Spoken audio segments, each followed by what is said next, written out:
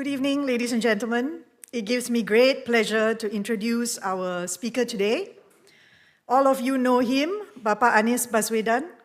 As someone who studies Indonesia and who has interacted with Pak Anies over the years, I was actually pleasantly surprised to learn quite a few things about him as I was preparing for this introduction. I thought I would highlight a few things.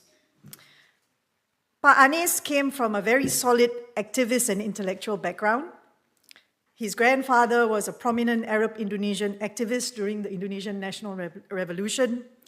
His parents come with a very strong academic background. He pursued his studies at one of Indonesia's top universities, Universitas Gadjah Mada. Sorry for those of you who are coming from UI. He spent time subsequently in the United States, spending time in a favorite city of mine in the US, and that is Milwaukee, as well as going on to do his postgraduate work at the University of Maryland and his PhD in political science at Northern Illinois, where he was awarded a very prestigious fellowship. He began his career as an academic. He was appointed the youngest rector of Paramadina University in 2007. During this time, he established an NGO, Indonesia Mengajar, focused on addressing the disparity in access to quality education over the vast expanse of the Indonesian archipelago. He served in the administration of two presidents, President Bambang Susilo Yudhoyono and President Joko Widodo.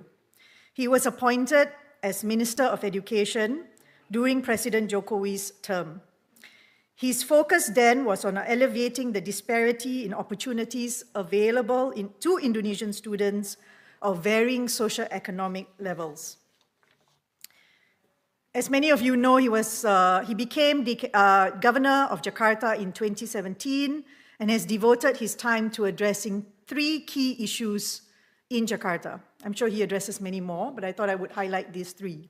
The first is sustainability in housing, environment, and infrastructure, focused particularly on creating environmentally friendly and sustainable public spaces and urban infrastructure in the very concrete city of Jakarta. For those of you who are lucky enough to get a flight into Jakarta these days, you will see firsthand the efforts at the transformation of the city. Fair access to sustainable mobility, including ramping up efforts on enhancing public transport in and around Jakarta. Thirdly, equitable work market access, including the promise to create over 200,000 medium and small and medium entrepreneurs in the city area. In 2021, Jakarta became the first city in Southeast Asia to be awarded the Sustainable Transport Award. In today's lecture, we are hoping that Pak Anies will address some of these initiatives, as well as to address the challenges that a mega city like Jakarta will continue to face into the future. Ladies and gentlemen, please welcome Pak Anies Baswedan.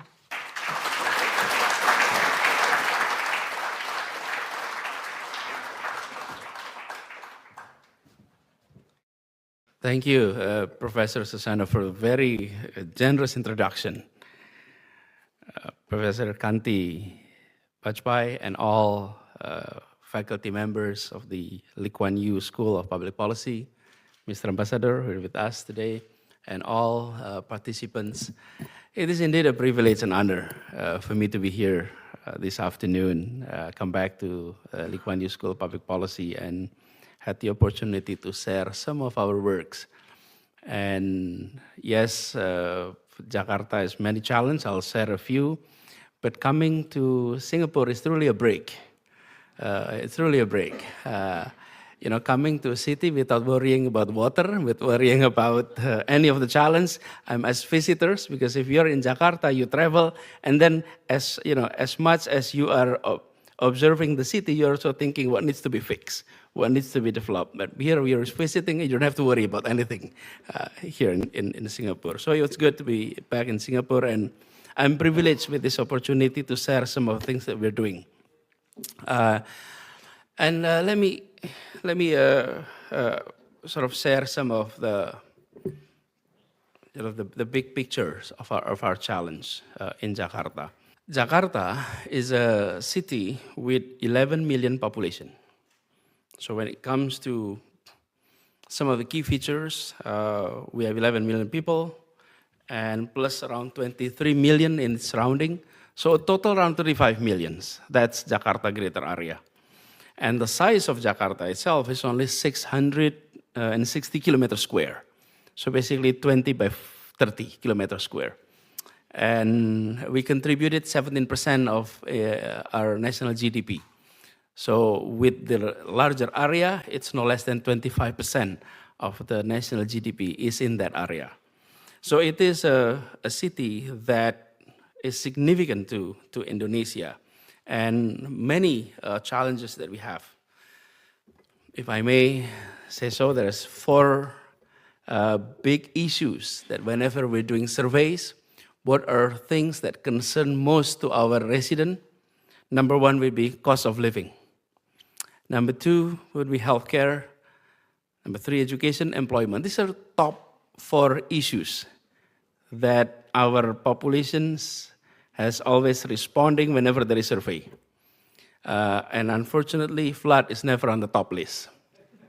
Or fortunately, there is a global challenge that city like us is facing. One, we're talking about climate change.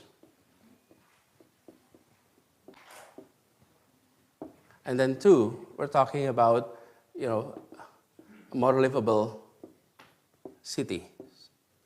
And this is sort of issues across the globe. We're talking about how can we make our city more livable? Because more and more people are living in the urban area. As of today, in Indonesia, we have around 56% of our population living in the urban area. And it is projected that by 2050, 75% of Indonesians will be living in the urban area. So we have these big challenges. And then those four challenges that I mentioned earlier. Surveys to our residents have come up with four issues. One is living costs. Two is about health. Three is about education. And fourth is about employment.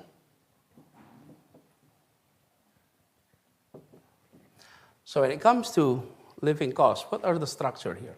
One is food. Two is housing. Three is mobility. These are components that are so critical when it comes to cost of living. When it comes to health, we're talking about coverage or insurance. And then education and employment. I'll talk about all of that. I'll address this first issue first. Because if you talk to people in Jakarta, what will be the most pressing issue? Everybody will talk about cost of living. That's number one. And then on the first issue is food. We imported food from outside. So 99.9% of food available in the household of Jakartans are coming from outside the city. So ensuring food supplies is truly extremely critical to us. So when I was asked, Pak Anies, what is in your mind every day in the morning when you wake up as a governor? Then my reply would be, is the food price change? Not flood, not traffic. It's been there for years. But this is one factor that if it change, if it increase, it's not only affecting Jakartans, but across Indonesia. The inflations that Jakarta can contribute is significant.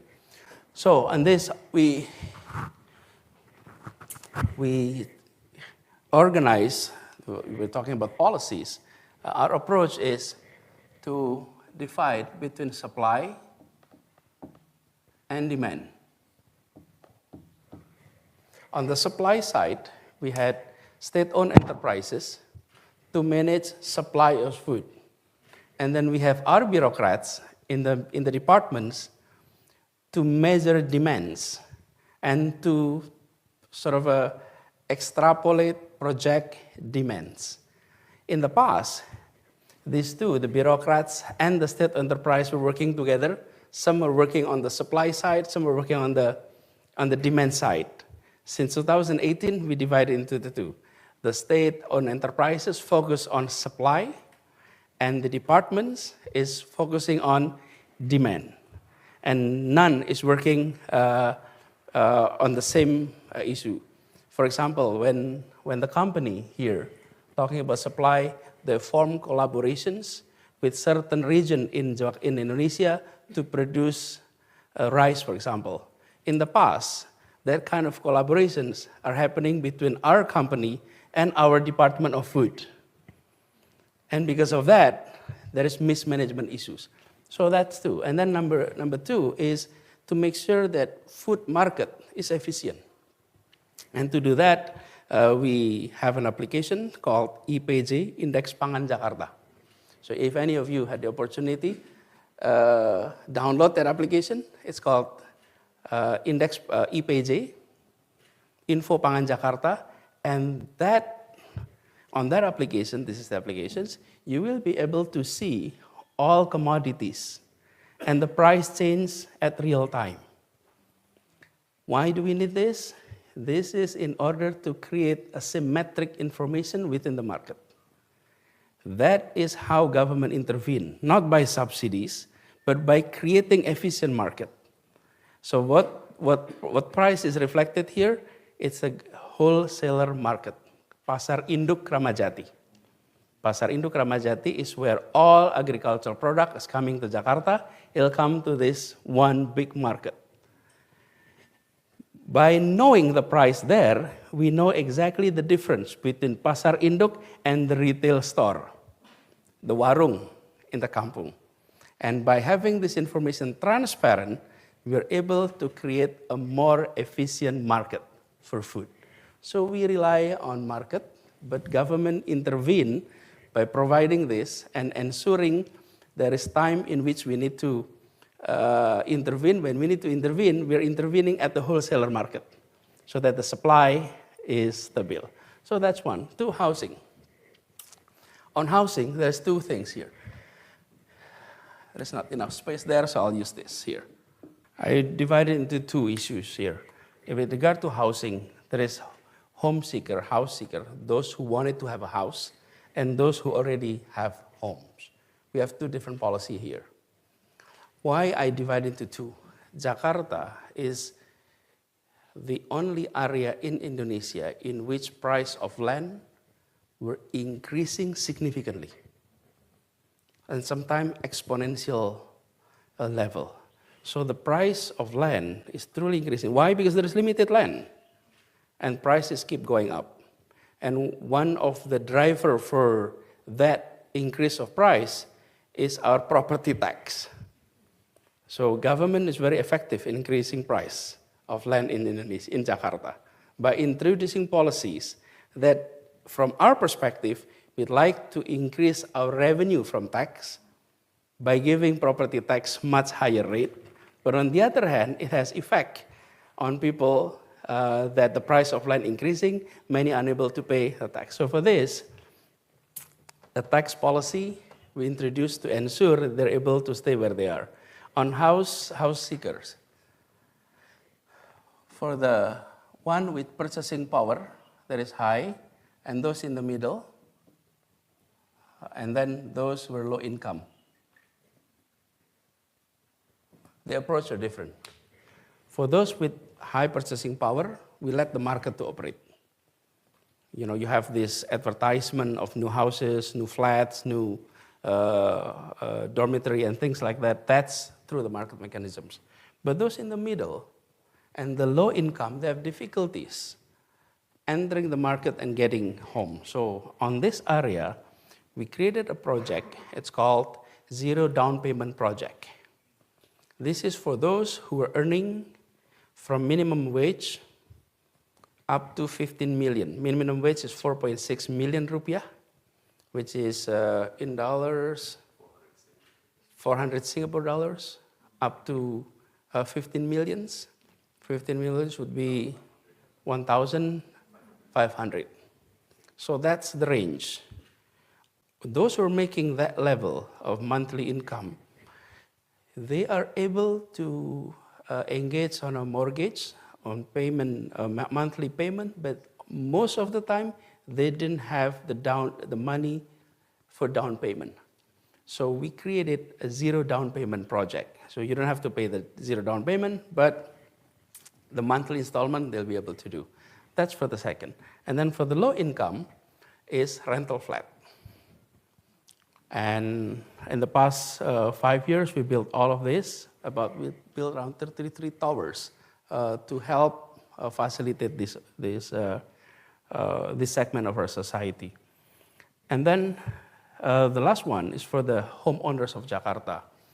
We have been seeing migrations on a regular basis and rather structural. Those who used to live in the middle relocating outside the city and selling their lands, many of them because they're unable to afford the property tax. If any of you were monitoring news from Indonesia, about a few weeks ago, there is a phenomenon called Citayam Fashion Week. Citayam Fashion Week, in which the youth were coming. And we did it. We researched a little bit further. Many of these teenagers were there. Their childhood were in the neighborhood. Their parents were relocating to Citayam area, to Depok area, to outside the city. So when they're going back to that area, it's actually they're going back to their old neighborhood because they used to live around that area.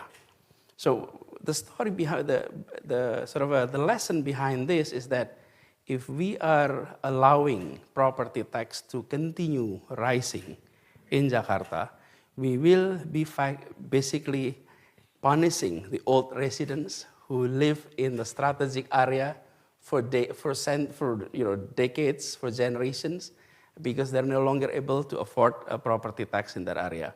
So our approach is that then we provided a tax break for anyone that own homes below 2 billion rupiah. The property tax is zero. Above that, then property tax being introduced. So that's on the housings. Now on the mobility. On the mobility, let me give you an illustrations. I'll talk further about this. We have 11 million people and we have 13 million motorized vehicles. So we have more motors than people. So on mobility, we are facing quite a serious challenge. 4 million people are commuting daily, 3.5 million cars, 16 million motorcycles in an area that is so small.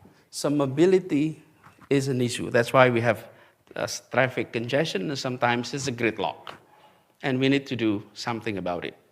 So our approach on this is we look at the ecosystem.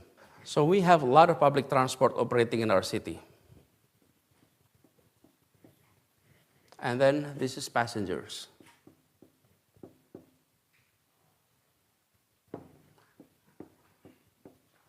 And government here, we are sort of a regulator.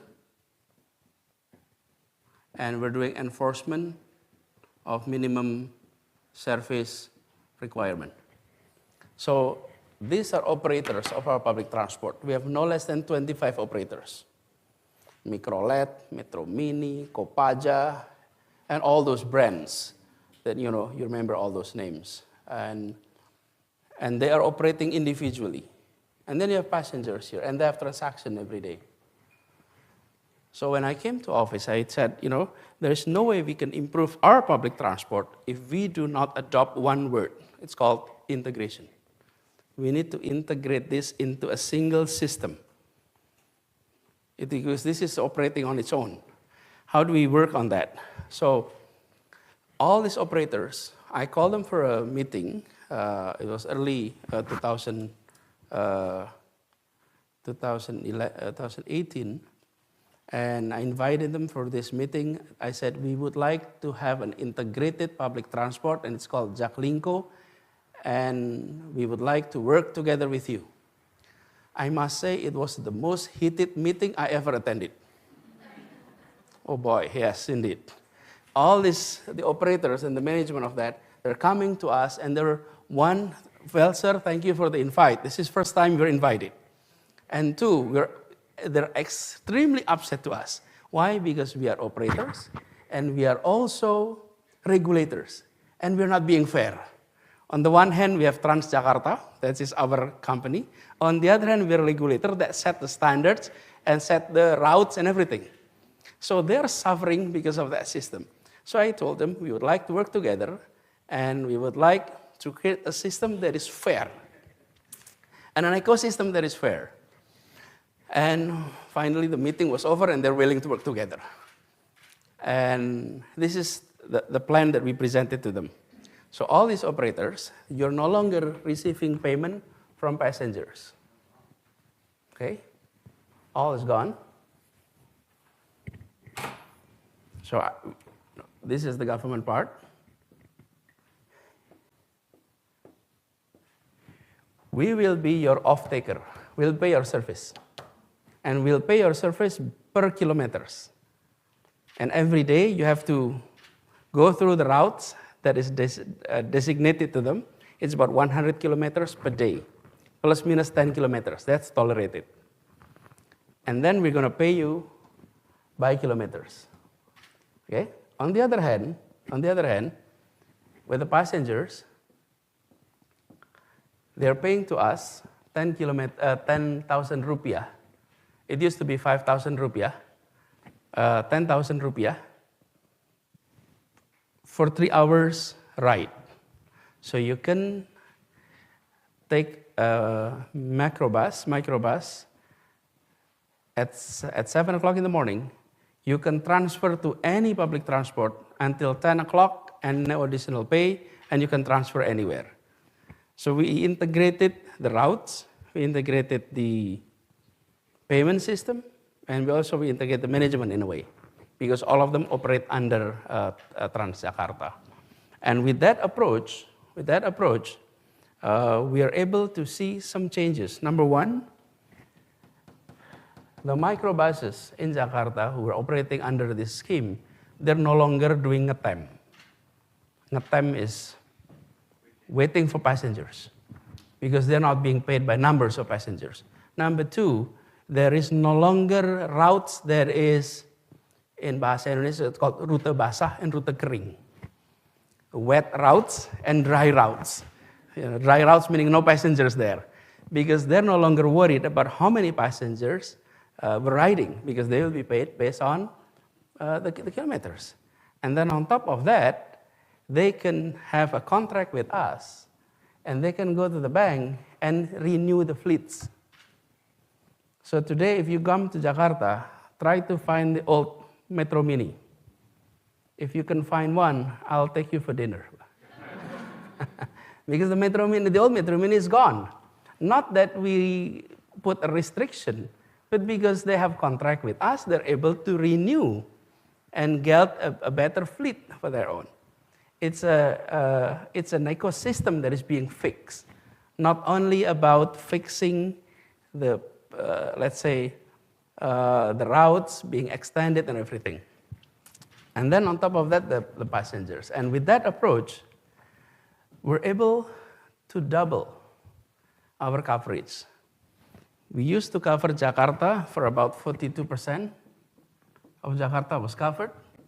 And in 3 years, it increased to 82%. Now it's 90% of area in Jakarta was covered by public transport. But in order to meet this agreement, it takes 88 meetings and 6 months of negotiations with all these operators. And these operators were very outspoken. These are not groups that is, these groups are very outspoken. And 88 meetings, and we agreed on that system. And then on top of that, we're talking about increase of ridership. Let me show you some of the data on that. From around 350,000 to 1 million per day in terms of ridership. So I often said, if we double the fleet, it means we have the fiscal power to increase the number of buses. But if we increase ridership, it means there is a change in the behavior of the public. And what we are seeing here is a change. And you saw the number earlier, that the daily commuter is about 4 million. So our target was reaching 4 million by 2030. Not by next year, but 2030. So the trajectory is we are into that directions. We are seeing positive trends on this. However, it needs to continue. It must not stop there. Same thing with the annual ridership too. So, and this is the area that used to be covered. It used to be around 42% of Jakarta covered by public transport. When this data was made, it was in 2021, it was 82%. Now we're covered 90%. And with that, mobility issue that we talk about here is handled. Why? Because family spending on mobility can take up to 30% of family spending for mobility. And our target is to reduce this to 8%. This is even higher when we have increase in fuel prices like past few weeks. By having public transport in the city, we can absorb the shock because the public can take public transport and don't have to worry about the change in fuel prices. But if you're not relying on public transport, then you're heavily affected by the change in fuel prices. And I think this should be the pattern that cities across Indonesia are taking. Building, developing public transport. We have not done so for so many decades. Our approach is this: when it comes to mobility, it's your own business. We build the road, you decide what kind of vehicles you have. You may have cars, you may have motorcycles, but that's your decision. The state provide no public mobility when it comes to inner city mobility, and that needs to stop. And that's what Jakarta has been doing in the past few years, is by integrating that and saying public transport is no longer, quote, a delegated authority to the household, but we take it over. We will be taking responsibility on people's mobility within the city. And there is a higher purpose more than this, more than about traffic jams and simply transportation issue. We are addressing this challenge, climate change, immediately. Why? Of course, it's obvious. When we take public transport, then less usage of private vehicles, then we are seeing less greenhouse gas emission. And in fact, we are seeing a good statistic on that.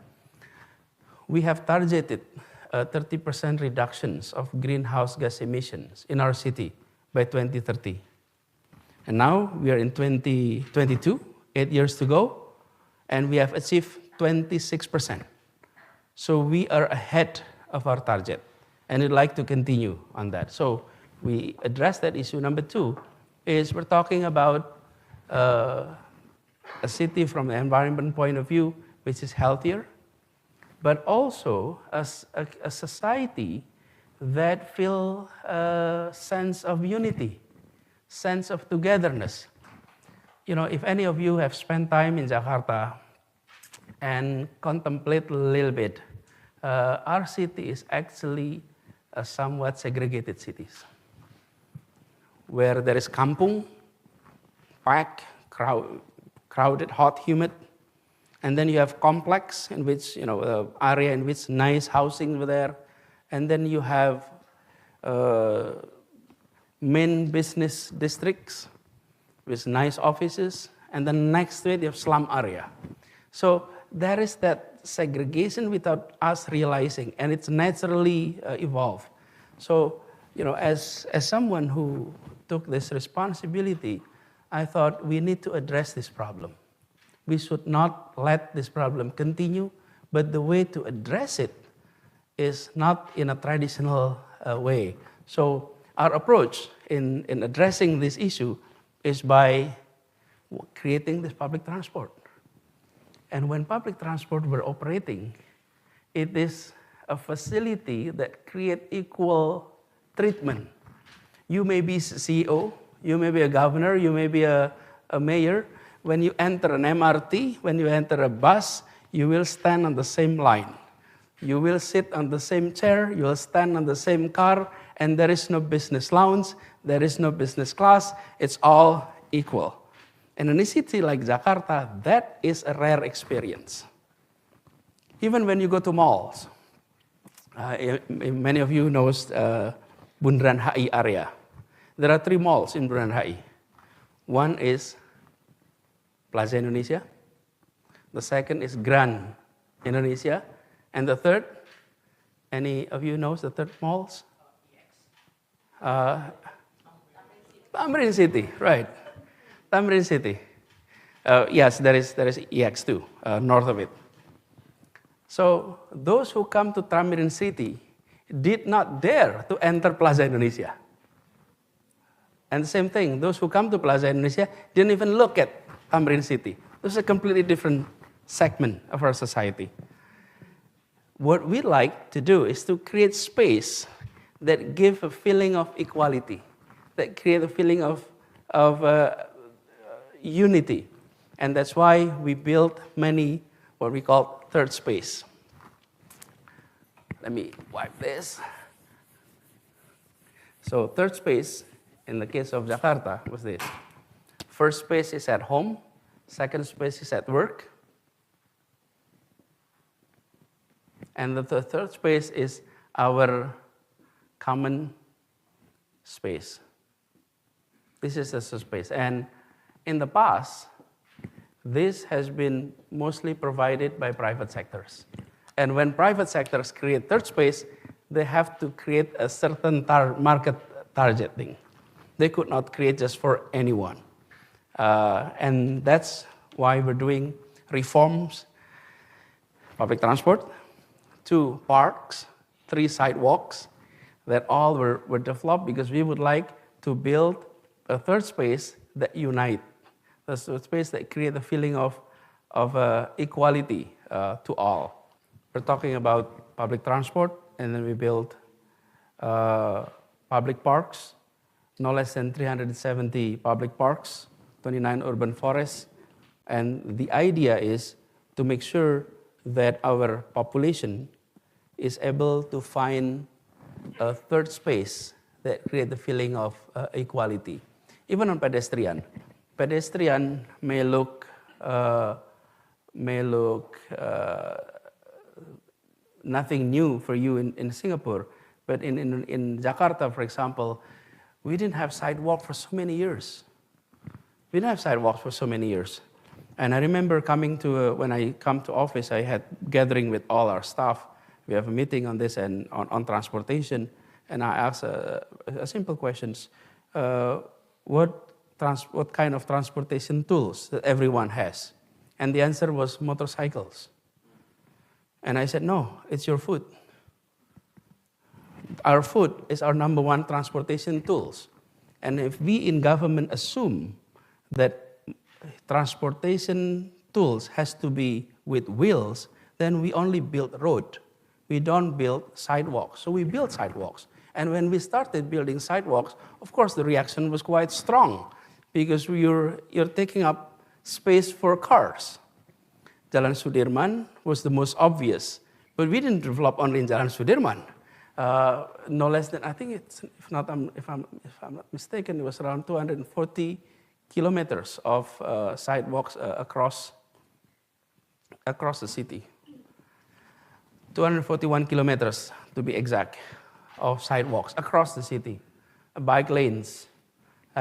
So we try to sort of shift the paradigm that in a city, we need to have public transport, we need to have sidewalks, we need to have bicycle lanes in a modern city settings. So that has been our approach.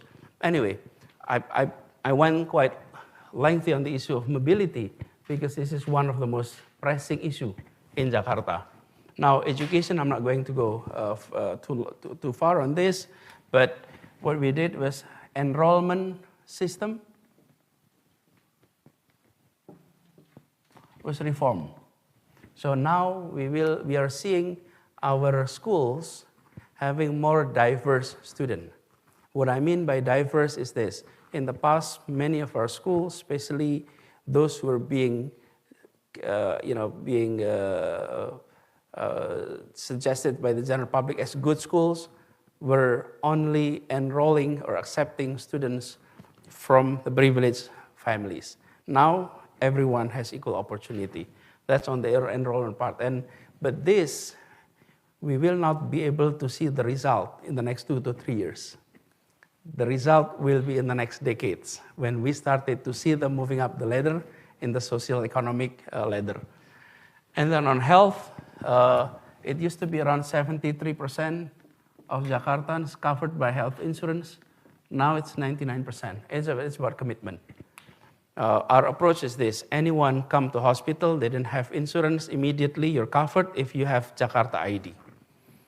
So we are registering everyone. And we required Lurah. Lurah is the head of sub-districts. Okay? They have to make sure that all the residents within their area were 100% covered by health insurance. If we found anyone not covered, their performance report will be marked. And if it is marked, your pay will be reduced. So they're working very hard to make sure that their population is fully covered. And with that, we're able to cover 99%. Why it's not 100%? This is what happened. So many people who used to live in Jakarta were relocating to outside the city. They did not want to give away their KTP. So if you use Jakarta KTP, you move to Depok, you still want to keep Jakarta KTP, for whatever reason that is. And because of that, they are always disturbing our statistics, in a way. Is any of you keeping Jakarta ID? Yeah, because so many are having that. And then the last on employment, our approach is helping small businesses, micro businesses, to have access to market. And we have a program called Jakpreneur. But the idea is linking them to the market, assisting them with financing, with management training, with mentoring, so that they can grow. And we're grateful that we have grown micro businesses up to the number of around 380,000 in the past 5 years. And they are very much benefiting from the digital market that is growing in our city. We have a project of giving away IUMK. IUMK is Izin Usaha Mikro Kecil and Tax ID. So many of those household entrepreneurs, they didn't have permits, they didn't have tax ID. Because of that, they're not able to participate in this digital market. And why they could not have the permits and the tax ID? Because they're operating in a zone that, according to government, is not for business. But this is household, like you're making cookies, you're making, food for breakfast, for lunch. It's not the traditional business it used to be. So we then bypass that and saying that as long as it is micro and ultra micro, then you can operate anywhere in the city, and we give away the permits. So, and this is also because of the pandemic, we sort of waived that requirement from 58,000 to 252,000 business permits were given in the past 2 years. This is during the pandemic. Anyway, let me end here. But let me not conclude, but give an underlying issue here. We have big challenges, such as climate change. We have big challenges like making more livable cities, but we have also challenged demand for the public to address these 4 basic issues: living costs, health, education, employment. In a city that is complex like Jakarta, we cannot say we can only address 1 or 2. We have to address all. And we have to address it in ways that solving living costs is also solving climate change problem. Solving the issue of mobility is also solving the issue of unity, creating the feeling of equality. So all needs to be linked to one another. Anyway, let me end my opening here, and I'm happy to entertain any comment, questions that you have. Thank you.